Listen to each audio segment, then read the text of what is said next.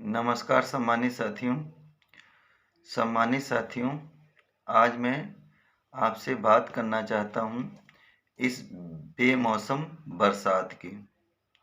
ये जो मित्रों असमय वर्षा हो रही है, यह पूरी सृष्टि व समष्टि सभी के लिए घातक है।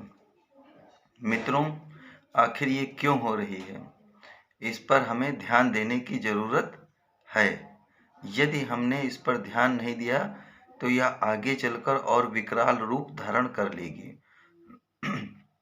मित्रों, लेकिन मैं बड़ा ही असमंजस में हो जाता हूँ जब नगरीय क्षेत्र के लोग इस प्रकार के असमय मौसम परिवर्तन को सुहावनी ऋतु कह करके संबोधित करते हैं। मित्रों, चूँकि मैं धरातल से जुड़ा हुआ व्यक्ति हूँ, मुझे हर चीज़ की जानकारी की इच्छा भी रहती है। मित्रों, वर्तमान में देखिए, हमारे कृषक भाइयों की जो फसल है वह पूरी तरीके से छिन्न भिन्न नष्ट भ्रष्ट हो चुकी है। मित्रों, इसमें हमें किसी प्रकार के सुहावने मौसम को कहने की आवश्यकता नहीं है। दो ही लोगों ने इस प्रकार के वक्तव्य दिए हैं। पहला, जो नगरीय क्षेत्र से ज़्यादातर संबंधित हैं, जिनका जीवन नगर क्षेत्र की सीमा में ही घूमता रहता है, और दूसरे, मुझे कहने में कोई गुरेज नहीं है, जो अंधविश्वास की लपेट में हैं। मित्रों, उन्होंने कहा कि यह सब ऊपर वाले की कृपा से हो रहा है। और मित्रों, नगर क्षेत्र के लोगों ने भौतिकतावाद के दृष्टिकोण के वशीभूत होकर के यह कहा। इसका मतलब यहाँ पे यह निष्कर्ष निकलता है कि हम सभी अपने ही समाज के प्रति, सृष्टि के प्रति व समष्टि के प्रति व्यापक चिंतन नहीं रखते हैं। हमारे आपस में इंटरकनेक्टिविटी नहीं है, यानी कि हम लोग आपस में जुड़े हुए नहीं हैं। मित्रों, जब तक हम आपस में जुड़े हुए नहीं हैं, तब तक हम किसी प्रकार की संवेदना को नहीं समझ सकते हैं। मित्रों, जो हमारे कृषक भाई हैं, उनकी मेहनत, लागत, उसमें जो उन्होंने दवाइयाँ इस्तेमाल की हैं अपनी फसलों के लिए, जो उन्होंने तमाम प्रकार के रसायन प्रयोग किए हैं, खाद प्रयोग की है, ये सब उनकी मेहनत सब क्या हो गई? बर्बाद हो गई है। मित्रों, ऐसे समय में हमें अपने कृषक भाइयों के प्रति सहानुभूति रख कर के ही बात करना चाहिए। अब इस असमय वर्षा का आखिर कारण क्या है? यानी कि ये जो असमय जलवायु परिवर्तन हो रहा है, इसका कारण क्या है? देखिए मित्रों, हमारी पृथ्वी पे धरती है, और इस धरती के चारों ओर एक प्रकार का वायुमंडल है, और ये वायुमंडल ही हमें जीवंत रखता है। और इस वायुमंडल में यदि किसी प्रकार का विक्षोभ पैदा होता है, वह मनुष्य के द्वारा अधिकतर आज के समय में किया जा रहा है। तमाम प्रकार की गैसें हम अपने वायुमंडल में छोड़ते हैं।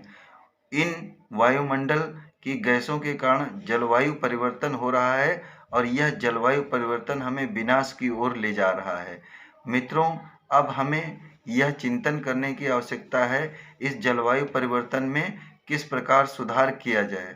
मित्रों, इन तमाम गैसों के उत्सर्जन को हम कैसे आखिर संतुलित करें? बहुत लोग, हमारे भाई बंधु, पेड़ पौधे लगाते हैं, तो दूसरी ओर लोग नष्ट भ्रष्ट भी करते हैं। मित्रों, हमें इसमें सचेत होने की आवश्यकता है। तत्काल इसे हमें क्या करना पड़ेगा? वातावरण की ओर चलना पड़ेगा। इसलिए मैं आप सभी से कहना चाहता हूँ कि इस जलवायु परिवर्तन में जो हमें विनाश की ओर ले जा रहा है, इसमें हमें तुरंत सुधार करने की आवश्यकता है। मित्रों, यहाँ तक कि जो अंधविश्वास की विचारधारा के लोग हैं, वह यह कहने लग जाते हैं कि वहाँ पे युद्ध हो रहा है, उसका प्रभाव यहाँ पे कैसे होएगा? तो मित्रों, यह बताइए मुझे, जैसे भारत है, हमारा देश है, यहाँ पे मसाले और एवं वनस्पतियों की प्रचुर मात्रा होती है, हमारे देश में खाद्य पदार्थ हमारी आवश्यकता से हमें अधिक कुदरत देती है और उसको हम पूरे वैश्विक स्तर पर निर्यात करते हैं, दूसरे देशों में पहुंचाते हैं। तो वह किस माध्यम से पहुंच जाता है? वह या तो पानी वाले जहाज के माध्यम से पहुंचता है या हवाई जहाज के माध्यम से पहुंचता है।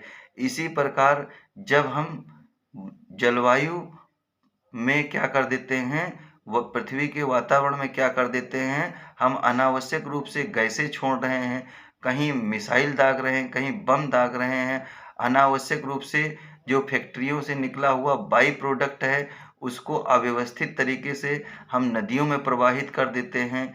तो ये क्या होता है, वायु के माध्यम से, जल के माध्यम से एक स्थान से दूसरे स्थान पर स्थानांतरित हो जाता है।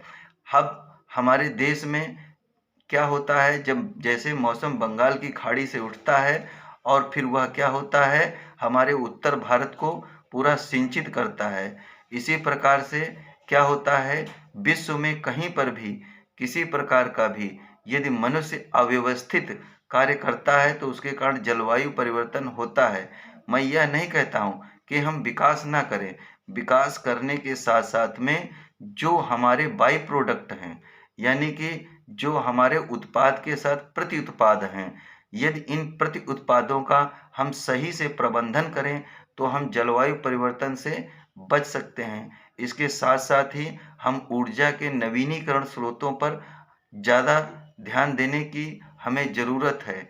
जब हम ऐसा करेंगे मित्रों, तभी हम क्या कर पाएंगे, इस असमय होने वाले जलवायु परिवर्तन पर नियंत्रण कर सकेंगे।